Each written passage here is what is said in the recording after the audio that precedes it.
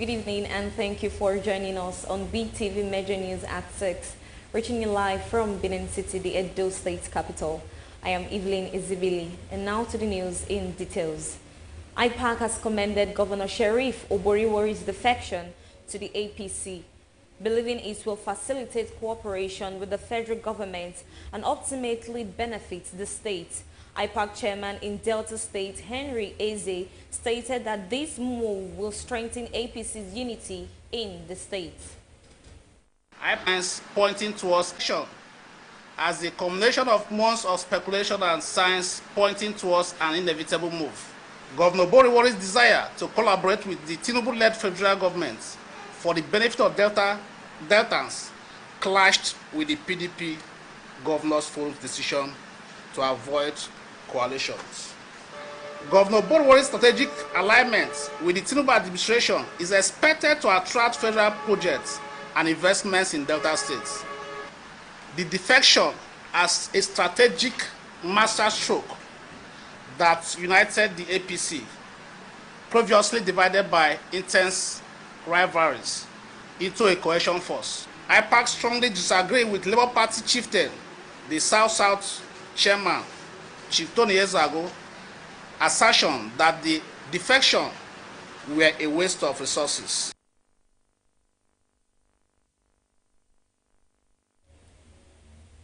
Residents and business owners along Aduwawa Road have appealed to the Edo State government to clear the block gutters along the road, which has made the road difficult to access by motorists and passerbys during heavy downpour. They stated that the block gutters have made water stagnant on the road, which is damaging vehicles and affecting businesses by the road. BeeTv News' Pelumi Mukoro has the report. To be local, the meaning of local government chairman. Which work they get? Which work did they do? Not be to maintain street and take order this thing. Which one did they do? Not to buy me big motor. That is the state of Aduwawa Road during a downpour where the rainwater is stagnant on the road despite the gutters constructed on both sides of the road. Narrating the cause of the stagnant water, some residents attributed it to the block drainage and appealed to government agencies in charge to desilt the drainage for erosion control. Normally, I beg, may government try to help us for this Aduwawa Road by Aochi, by near and this annex here. When the rain fall, the water even they reach center of the Raman Park, because I beg, if not really they want to do for us or not to clear the gutter, may they do it for us because why? You know it's the way. Especially when the rain fall, people for this I know they could go that side. You understand? I swim with the swim. You understand? I beg. Mode ukpeburu, if they try for them, it's like if they try for us, make it try for us finish. Especially this Aduwawa Road, and be the problem when we don't get when rain don't fall. Yeah, they full well. Nowhere to do. Before rain they flow, we don't run come out. So if they feel do and really say, as rain fall, it don't they float, we will happy very well. Because they affect our business, they affect people. Not if you go that side, not if you go come. With the beg government, maybe they can't help us. Now they're supposed to declare all these things, not be even governor. You understand? Not be to they buy big motor, they build big gas. Not be. Now their work now. Wait to be local, the meaning of local government chairman. Which work they get? Which work did they do? Not be to maintain street and take order this thing. Which one did they do? Not to buy me big motor. I beg, may they call clear. If they don't know what they do, may they give another person. Others said the drainage should be channeled directly to a nearby river. Channel the water to the river. Already there is a leakage from this place to that river. Let them channel it from this place to that river. And let the water flow away and make sure that the drainage is cleared.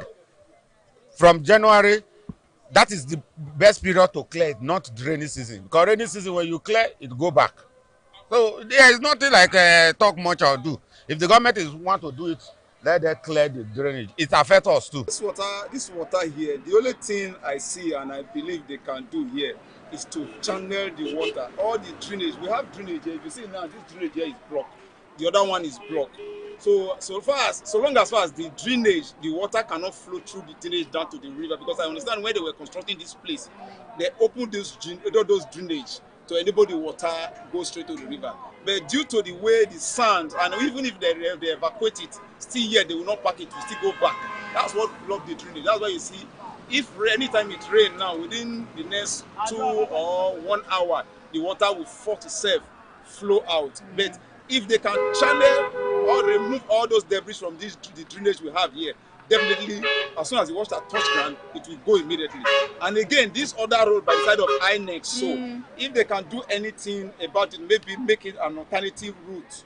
Anytime it rains here like this, then that road would have been another alternative route for people to use, so that this place, because like the last rain that fell, this here, a lot of vehicles got damaged because of the water. Residents and business owners are hopeful that government will provide quick solution to the blocked drainage as the rainy seasons are here. Balumi Mukoro reporting for BeeTv News.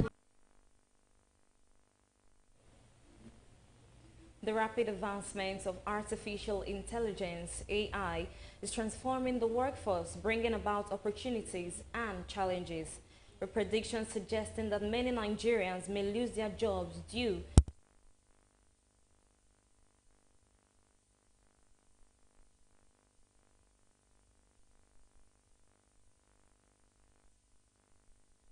According to the World Economic Institute, by 2030, many Nigerians would lose their jobs due to the advancement of artificial intelligence, a computer-based system that can perform tasks that typically require human intelligence. This resolve has led many citizens to ponder on the challenges and look for ways out to adapt to the trend. Citizens have expressed mixed views about the impact of AI on the society. Some believe that AI's rapid advancement promotes laziness and leads to reduced critical thinking and problem-solving skills. It generates information fast, as a solution to some certain things, although they are humanly programmed anyway. But in nutshell, if you look at the way it is, I could remember way back those days. It brings. When they charge his intelligence, it's naturally his intelligence, because this artificial intelligence now, he has put a kind of burden onto Nigerian students, even human beings. They don't think they want or immediately object something. So it's not helping them to think the way they're supposed to think. On the other hand, others highlight the benefits of AI, citing its ability to aid research and information gathering, facilitate literature searches, and fact-checking. A lot of us can incorporate AI in what we do. So AI can actually help. AI can help someone transcribe what you have written, transcribe it to video, and can even transcribe video to written work. So AI is actually good and is working for a lot of organizations. I think AI is actually helping most organizations too. Like in our own job, we can write proposal for 2 days or more, but these days we use 1 hour 30 minutes to write proposal. So AI is actually good. Actually, it's a very good and welcome development. It's just that in Nigeria here we are still lagging behind. If you go to foreign countries, they are already using it. This is a kind of app that whatever you want to write, just tap on it. Now it will just give you an answer. Not for you to go and secretary, let me go and type this. It will take time, much time. But this one, as you are typing, you are getting your results.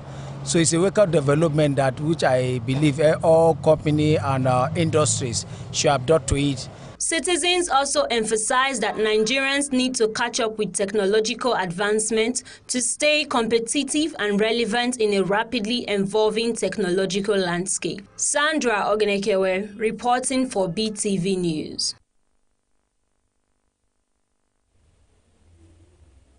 Members of the public and traditional medicine practitioners have prioritized the use of traditional medications in the treatment of critical ailments. BeeTv News Freeman Osawe reports that the use of traditional medications has helped in the treatment of several ailments that might have defied oral medications.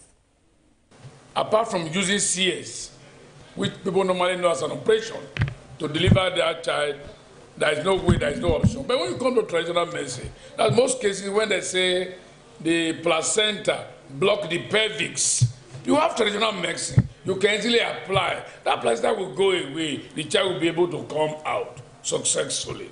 Traditional medication, though, is one of the ways of addressing several health conditions that might not respond to other forms of medication. The board chairman, Edo State Traditional Medicine Practitioners, Chief Ubesia Godwin, JP, said that traditional medication remains vital in the treatment of critical ailments and its importance cannot be overemphasized because most orthodox medications cannot address all the treatment as required. He went further to say that most drugs produced have been refined using herbal procedures, and as such, the use of traditional medication is inevitable and will continue to be prioritized. When you come in terms of traditional medicine, I am a traditional doctor by profession, not just a chairman of a board.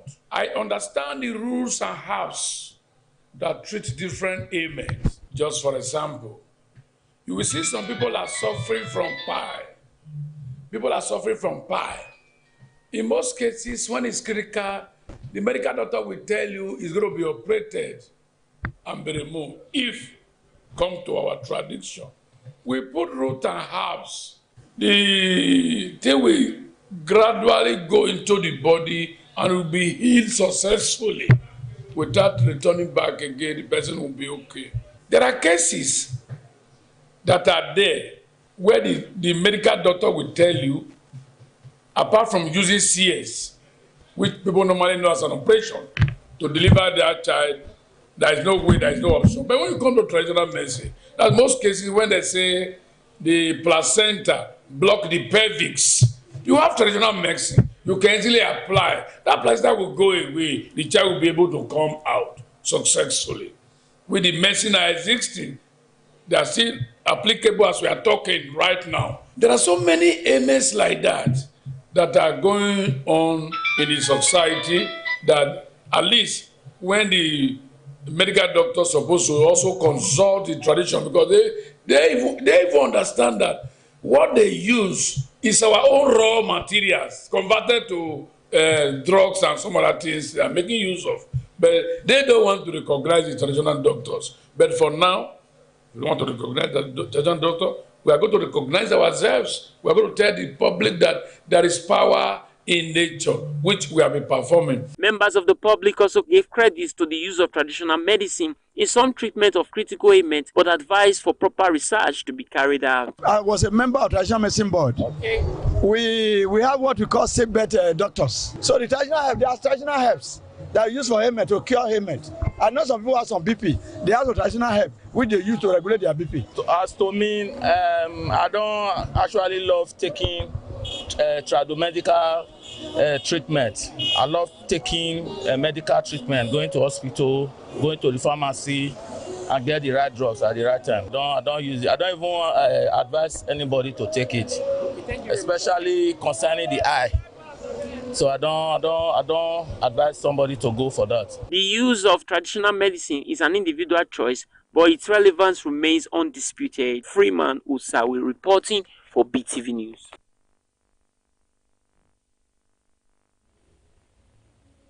Edo residents have expressed excitement over the 75,000 naira minimum wage approved by Governor Senator Monday Okpebolo, announced during the Workers' Day celebration in Benin City. The move is seen as a bold step towards improving the welfare of workers amid Nigerians' harsh economic reality. BeeTv News Gift to our boy has the report. Today, I am proud to announce our administration has approved a new minimum wages of 75,000 naira. The governor's declaration marks the highest minimum wage announced by any state so far, drawing widespread attention and sparking conversations across Edo. The move, which comes at a time when inflation continues to affect household income, has been seen as a major boost to workers' morale. Reacting to the development, some residents who spoke to BeeTv News said they are happy with the new wage and see it as a positive step for workers in the state. They believe the new wage will ease the burden on civil servants, boost morale and set a positive example for other states to follow. While they praised the governor's decision, they urged him not to stop there but to back it up with consistent implementation and extend similar attention to other sectors affecting everyday life. We appreciate the governor's effort for increasing the minimum wage. That's the main thing that he mentioned. And we, the citizens of Edo State, we are really appreciating and we wish him well. But with the announcement I heard yesterday about the increment of salary from 7 to 75,000 naira. Well, I think it will go a long way in encouraging people who are unemployed to, apply for work under the government's recent government administration, and well, it will go a long way to curb crimes in the society. That has done well for those people. It's a very good idea, a welcome idea. I think it's very welcome idea. That's my governor, my honorable governor. I so much love that man. Even from the first day I saw him in Street 2 at Lucky Way, I recommended that man very much. He's a very wonderful man. And may God bless him, increase him, and protect him. For the benefit of it, I will tell the government that he tried, and for increasing the minimum wage for the workers. Man, it's well done. It's okay, but it should keep it on. As Edo workers celebrate the wage increase, many are hopeful that it will not only be sustained but also be backed by broader reforms that secure a better future for all residents of the state. Gifts Uwagbo reporting for BeeTv News. The Ijaw and Urhobo communities in Warri North, Warri Southwest and Warri South local government areas have warned against any attempts to tamper with INEC's field report on the recent declination of electoral wards and polling units. Leaders of the Ijaw and Urhobo ethnic groups during a press conference in Warri sounded the alarm, exposing threats to peace and security in the Warri Federal constituency by unnamed individuals. On the 4th of April, INEC, having completed an order by the Supreme Court for the delineation of wards and polling units in Warri Federal constituency, presented his report on his fieldwork to the three ethnic groups. But since then, there have been different reactions to the report. At this joint press briefing of Urhobo and Ijaw leaders in Warri, they urge INEC to go ahead and complete the exercise, cautioning that the report presented should not be altered as it reflects the true situation. We therefore call on INEC to complete the process of the fresh delineation of electoral wards and polling units in Warri Federal constituency and release its final decision without further delay. It is our position that, based on the Supreme Court order on fresh delineation of wards and polling units, there is no longer any existing register of voters in Warri Federal constituency upon which any activity can be predicated upon. We therefore urge INEC to stick to the law and its guidelines and not to succumb to the shekiri blackmail and misleading agitations to rely on registered voters. Using a map to illustrate, an Ijaw leader, Dembofa Owekwodo, explained the population strength of the Ijaw and the Shekiris in the Warri Southwest Council area. The map of Delta State. You can see the place marked with black.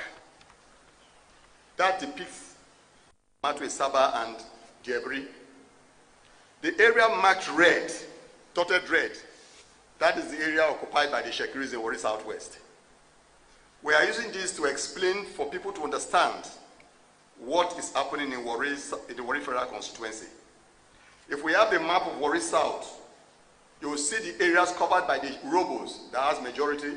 You will see the areas covered by the Ijaws, and you see the areas covered by the Shekiris. The leaders of the ethnic group further calls for further investigation into the arrest of persons, including a British Army officer, for illegally bringing arms to instigate unrest in the Warri Federal constituency of Delta State. And that's why we are saying that the federal government must look into this matter properly, and whichever horse is concerned must be brought to book.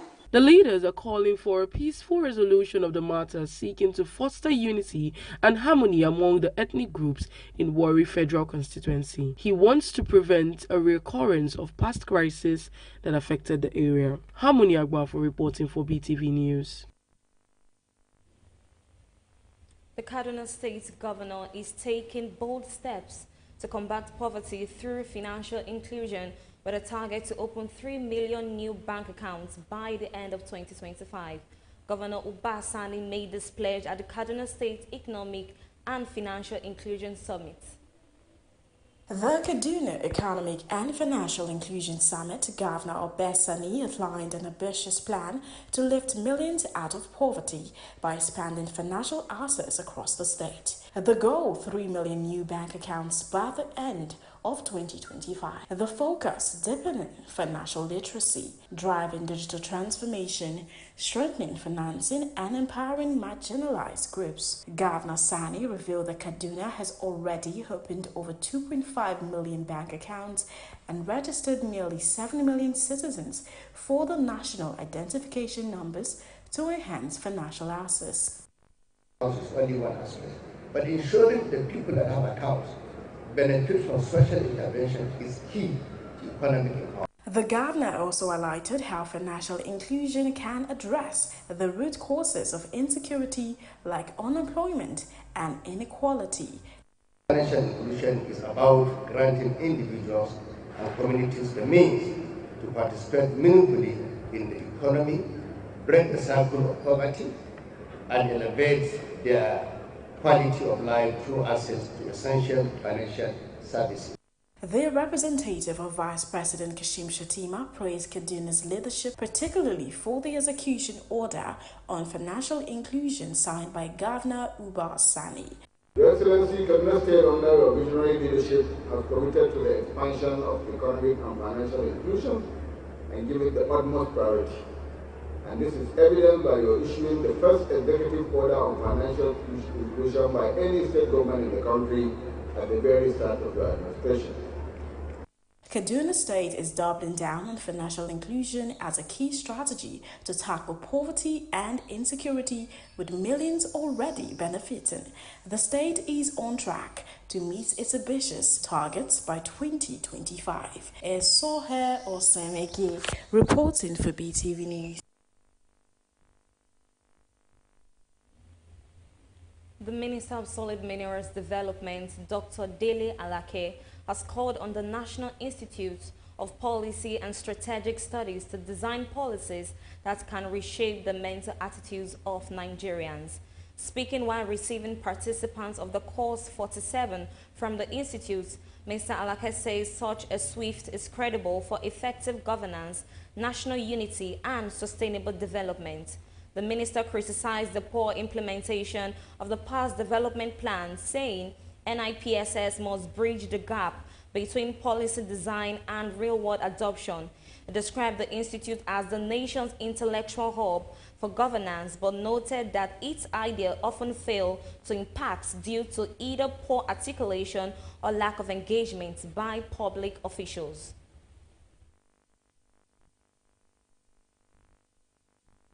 My exhortation to you, as you craft our policies, please craft us something that will regenerate the mental attitude of Nigeria. And if you submit that to us, I can promise you I'll present it to the president and make a strong case for its adoption and implementation.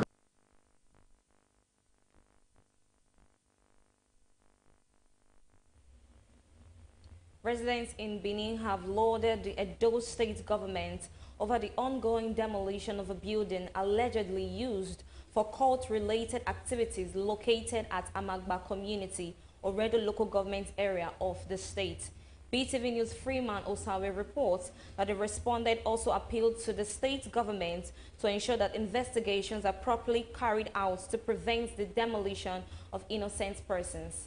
E good, although so people wey destroy their house, they know they are people. E good make those courtesans stop, because na innocent people now they lost their lives. Edo State Governor Senator Monday Ubewula, accompanied by other state officials, personally monitored the demolition of a residential building which was said to have been used by a cult group in the Amagba area of the GRA. This move is part of the drastic actions by the state government in eradicating cultism in the state. Some respondents in Benin lauded the move by the governor as timely and courageous, especially with the spree of cult killings currently ongoing in the state, calling for more tougher measures to be implemented in ensuring the state is conducive for law-abiding citizens. They don't try to fight cultism in so many ways. It's not the work. So for him to take this kind of drastic action, it means say the thing is serious. So although say people will destroy their houses, not be them, na they really dey do am, but I think say because of that thing, and if the court sees people, if they get conscience, they go stop, so that make dem no dey destroy people houses again, because one day go reach their turn. So to me e good. Yeah, it's a very, very welcome development. You know, sometimes waiting they talk outside, maybe just on the air. If he can do it, is very, very, because people are dying, youths are killing themselves for what I don't even know. You understand? It's a very welcome development. Yeah, if it's true, then go ahead and use it so that it will help, to disorganize them, their plans ahead. Maybe is a very welcome development. Others, however, urge the state government to ensure proper investigation is done before pulling down any structure, arguing that bringing down buildings might not address the root cause of the insecurity in the state. They said the heads of the court group should be fished out to address the situation. Actually, I like his zeal and enthusiasm. Okay, and the steps he's taking to make sure that courtism shouldn't be held in this state, but tearing down people's building and assets, I think that's a very wrong one. Okay, possibly most of those buildings may not be owned by those cultists. Some people that own may not even have idea that those kind of activities are going on there. So destroying their building, I think, is just way off it. That's an offside. It's just too bad. I'm not in support of that. But if there are other ways he can there are other measures that he can take, but pulling down people's building, no, that's wrong. The government maintained that any property used for kidnapping, courtism in the state will be demolished. Freeman Usawi reporting for BeeTv News. Imo State Governor Hope Uzodinma has received the Unity Torch ahead of the 2025 National Sports Festival set to hold in Ogun State. The governor praised the National Sports Commission for its organization and described sport as a key tool for promoting unity across Nigeria. Hope Uzodinma, Imo State Governor, also charged the Imo State contingent to compete with excellence and assured them of the full support of the government and people of the state. This opportunity to encourage all our participants to go all out there with determination and bring medals that will represent the excellent status of our destiny.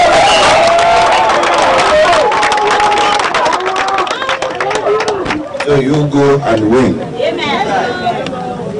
And win. And win. To the glory of God.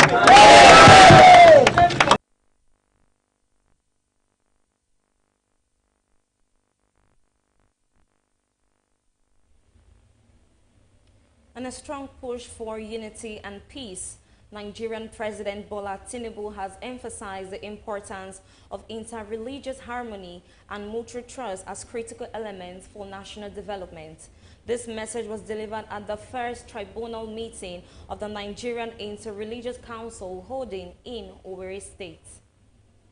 Here are the religious and political leaders from across Nigeria. They are here for the tri-annual meeting of the Nigerian Inter-Religious Council Dialogue in the World, represented by the Secretary to the Government of the Federation, George Akude. President Tinubu noted that the meeting's theme, Building Mutual Trust for National Unity, is both timely and essential given the country's ongoing challenges. Mr. Akude acknowledged the government's efforts to address pressing national issues and called on religious leaders to play an active role in promoting dialogue, understanding, and peaceful coexistence across faiths. Forum that brings together leaders of the two major religions in Nigeria, Christianity and Islam. NIREC occupies a unique position. You do not only speak to your respective congregations, you speak to the soul of the nation. You shape narratives. Governor of Imo State, Hope Uzodinma, a key speaker at the event, credited NIREC with reducing religious tensions through its initiatives. He advised Nigerians to move past historical divisions and stereotypes, emphasizing the importance of building bridges across religious and ethnic lines. We waste energy on arguments that add no value to our national development.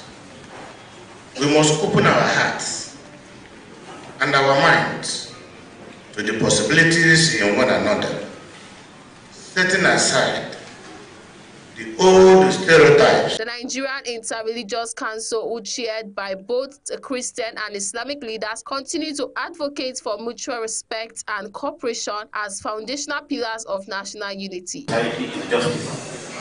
So that's why we must always try to be the best we can be to our brothers, our neighbors, at all times. All these issues of claiming I own this, I own that. Let me tell you, as we know, we own nothing. Everything is owned by God Almighty our Creator. It is important to note that without mutual trust, unity becomes an illusion. Mutual trust is the soil from which true peace, security, and national development must grow. The event also marked the formal inauguration of Southeast chapter of the council, aiming to deepen religious tolerance in the region. Gifts Uwagbo reporting for BeeTv News.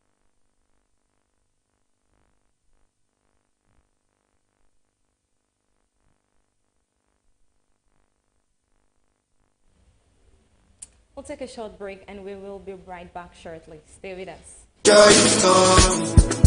Peak Rendezvous Entertainment Global Limited and the Edo State Government present Joy Has Come Music and Comedy Concert featuring Fido. Joy is coming. Nasboy, Ivana, Hammerboy, Maliki, Funful the Comedian, Comedian Action. Other performing artists are MC Alemano, Lean Brown, Lim J, Young T, Oa Rain, and more. Host Piccolo. Date May 4th. Venue Victor Waifo Creative Hub, Airport Road, Benin City. Red carpet 5 p.m. Main event at 6. Tickets regular, free. For table reservations call 0818-856-1636 and for regular and VIP registration visit myevent.com.ng. Proudly supported by Edo State Government, Black Celebrity Magazine. Tarex event is packaged by N Grace Entertainment and Ruru World.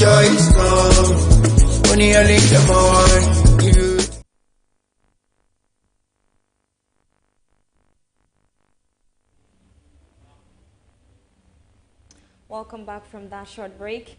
Minister of Foreign Affairs wants Nigerians to beware of scammers using the Foreign Service job recruitments to defraud unsuspecting applicants. The ministry says it doesn't recruit directly, rather the Federal Civil Service Commission is sided with such responsibility. For some weeks now, there has been a trending advert showing recruitment into the Foreign Service where unsuspecting Nigerians have been asked to make some payments for a diplomatic passport. The Ministry of Foreign Affairs has emphatically discredited this job recruitment, saying it is fake.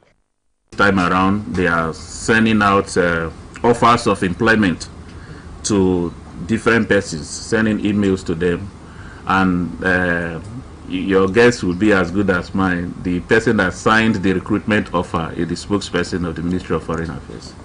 I know some of our persons will fall victim because of the current situation in the country, whereby a lot of our graduates are looking for placements in different MDAs. So that is why we felt it would be good for us to put it on record that the ministry is not recruiting, and any online media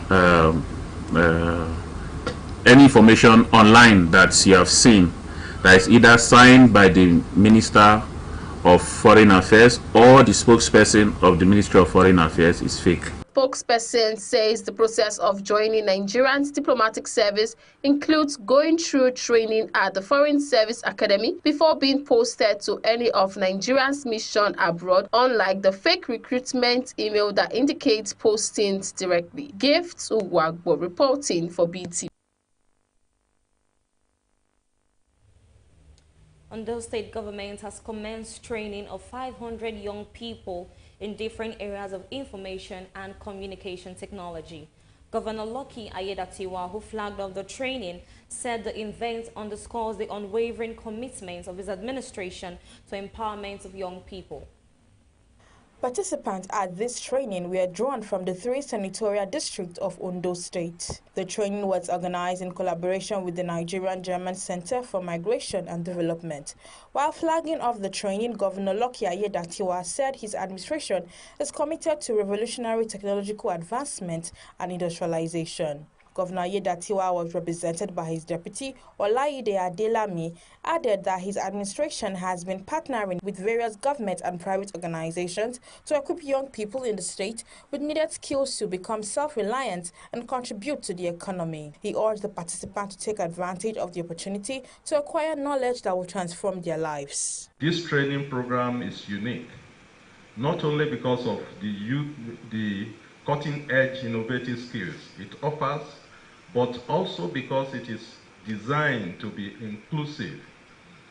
It will cut across all the 3 senatorial districts in Ondo State, ensuring that no part of Ondo State is left behind, irrespective of location. This inclusivity is a deliberate and strategic decision. In his remarks, the Senior Special Assistant to the State Governor ICT, Tomide Akinribido, said the training will empower the youth to be goally engaged and globally competitive. For the participants, we have admonished them to take the training. It's going to last for 4 weeks. They will be taking training on back-end and front-end development, Python programming, and digital analytics. We urge them to take it with all the dedication and commitment that it deserves. We are trying to upskill their skills and have them have exposure to remote job opportunities. I said it that they will continue to engage the youth of the state and make sure that we empower them and we create job platform, job opportunity. So this is one of the biggest ones that we have just secured a partnership with Nigerian-German Center for Migration and Development. A total of 500 youth are participating in the training and it's expected to last for 4 weeks. Balumi Mokoro reporting for BeeTv News. The federal government has assured Nigerians of its commitment to bridge the gender gap in the ICT sector by launching the 2nd edition of the National Girls in ICT competition to inspire and equip young girls across Nigeria to thrive in the digital world. This competition seeks to empower secondary school girls in order to become leaders in digital fields. The Ministry of Communication, Digital Economy and Innovation disclosed that the ministry intends to invest promoting and empowering young adults, especially girls. Not just a competition, but an opportunity to encourage young people to explore their God-given talent and attempt to use it to solve problems around them. As you know, Nigeria is a country that is extremely blessed with young people. We're adding 5 million new young people to our population every year. The average age is 16.9. So the biggest asset that we have in this country are the young people. But for us to truly empower them so that they are ready to participate in the global economy, which is extremely digital, we must attempt to catch them young. All the stakeholders in the education sector commended this initiative. They want the girls to use this platform to build their skills. Referenced competition, one of giving a stronger visionary direction to an entire space. In fact, it's a galaxy when it comes to the girl child. ICT is a project that allows girls to also set up teams and work together collaboratively to come up with digital innovations. Participants on their part are excited about the opportunity the competition offers. We made a device named Checkup to track vital health signs like temperature, oxygen levels, and heart rate. We created a cyber trash machine which could easily move on water and collect trash. With initiatives like this, the federal government is not only nurturing digital talent, but also reshaping the narratives for young girls in technology, proving that the future of innovation in Nigeria is indeed female. Esohe Osanegi, reporting for BeeTv News.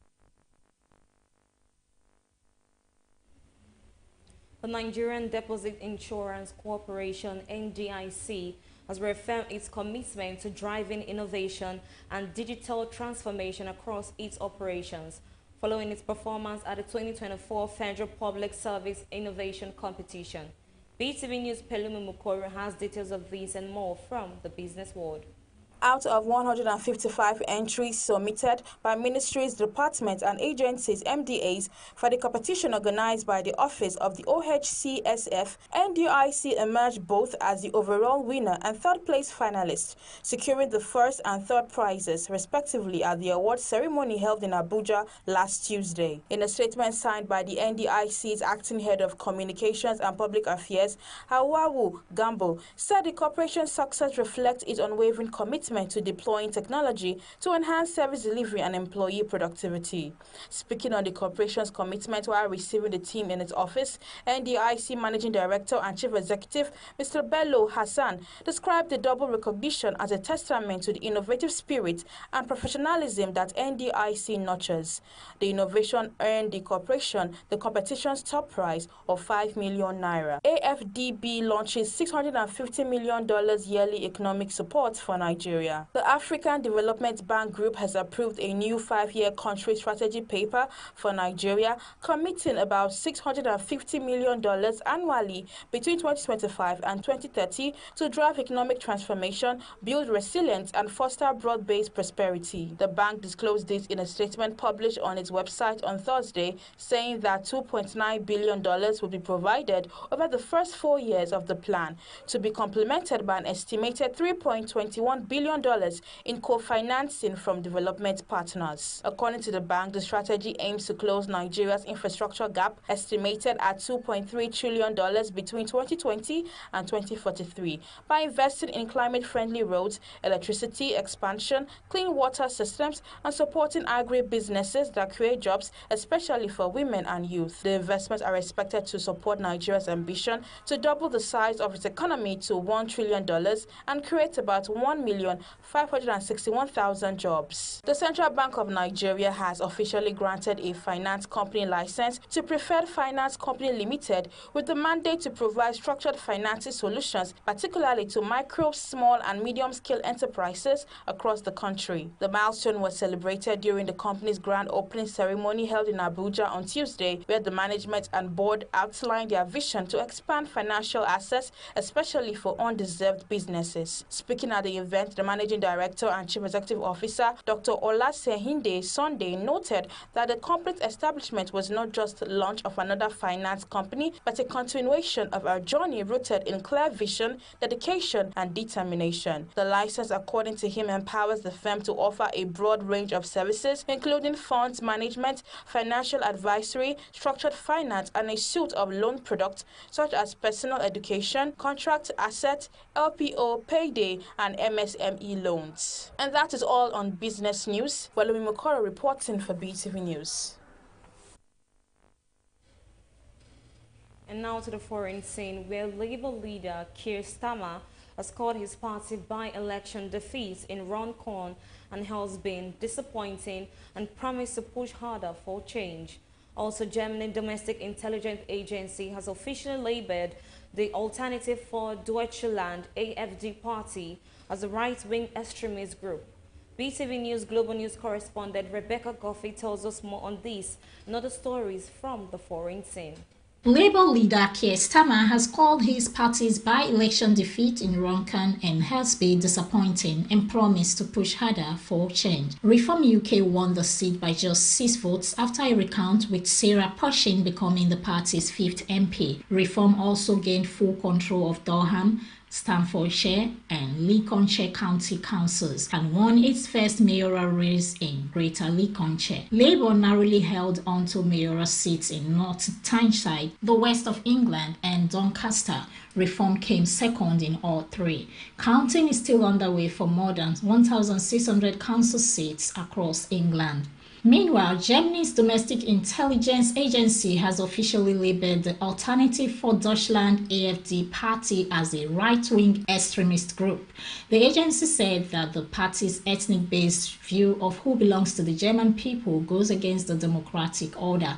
The AfD came second in the February federal elections winning 152 seats in parliament with 20.8% of the vote. AFD leaders Alice Wildel and Shrupala called the decision politically motivated and claimed that it was an attempt to damage the party before the new government takes over. Activists say their ship, the Conscience, which was planning to sail to Gaza, was hit by drones in international waters near Malta early Friday.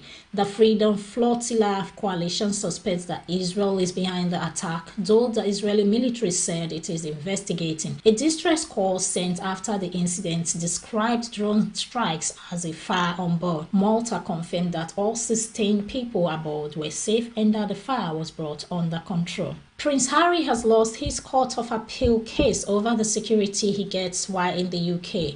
His publicly funded protection was reduced in 2020 after he stepped down as a working royal. He argued that he was treated unfairly and differently, but 3 judges rejected the appeal. Judge Sir Geoffrey Voss said while Harry's legal team made powerful and moving points, they didn't amount to a strong legal case. And that's it from the global scene. Rebecca Goffey reporting for BeeTv News. Don Jazzy has once again proven why he's one of the most admired figures in Nigerian entertainment, not just for his music genius, but also for his heart. The Marvin record boss shocked social media users on Thursday, May 2nd, 2025, when he gifted a female fan a staggering 6 million naira, instantly turning her into a millionaire. BeeTv News Gift Uwagboy has details of this and more from the entertainment world. The unexpected gesture came during a light-hearted online interaction where the fan attacked Don Jazzy in a tweet expressing a long-held dream of becoming a businesswoman but lacking capital. Known for his frequent generosity and engaging presence online, Don Jazzy didn't hesitate. A moment later, he credited her account with 6 million naira. Screenshots of the transaction and her emotional reaction quickly went viral, sparking celebration and disbelief across X, formerly Twitter, Instagram, and TikTok. The woman, who goes by the handle @AdaMVP, broke down in tears during a live video thanking Don Jazzy for transforming her life in seconds. This is not the first time the music mogul has made headlines for philanthropy. Over the years, Don Jazzy has paid tuition fees, funded small businesses, and assisted struggling creatives, all without seeking applause. His approach to giving, many say, is authentic, humble, and deeply impactful. After the success of her third studio album, Press Play, and a decade-long career milestone, Afro House queen Niniola kicks off 2025 with a very new single, Ginger Me Alum, produced by Nif Keys. A vibrant fusion of Afro House grooves and bold storytelling, this track showcases Niniola's signature energy and infectious vocal delivery. True to her roots, she crafts an upbeat anthem designed to light up dance floors and awaken the imagination of listeners. Backed by Nif Keys' rich and rhythmic production, Ginger Me Alum is more than a single, it's a full-blown experience. The track delivers pure movement and joy from club nights to solo sessions, underlining Niniola's mission to keep Afro House vibrant and globally resonant in 2025. With this release, she affirms her throne and promises more hits. Lastly, on entertainment, Terry Wire, flamboyant businessman and father of reality TV star Kid Wire, has revealed his net worth. According to the Benue-born billionaire, he is worth about $2 billion. He disclosed this in an interview with Romanian media personality Oana Irimia. Irimia asked, "What is your net worth as of today?" Wire replied, "Maybe about $2.2 billion. Wire is involved in various business ventures, including agriculture, industry, and investment. He served as the executive director at GT Carbon. His lavish lifestyle, which includes luxury properties and expensive watches, has also garnered attention. While participating in the Big Brother Naija reality show in 2020, his son Kid Wire made it clear that he is on the show for fun and not for the money prize. That's it on Entertainment News tonight. Gift Uwagbo reporting for BeeTv News. And that is the size of our news package for tonight. Many thanks for joining us on BeeTv Major News. I am Evelyn Izibili. Thank you and have a good night.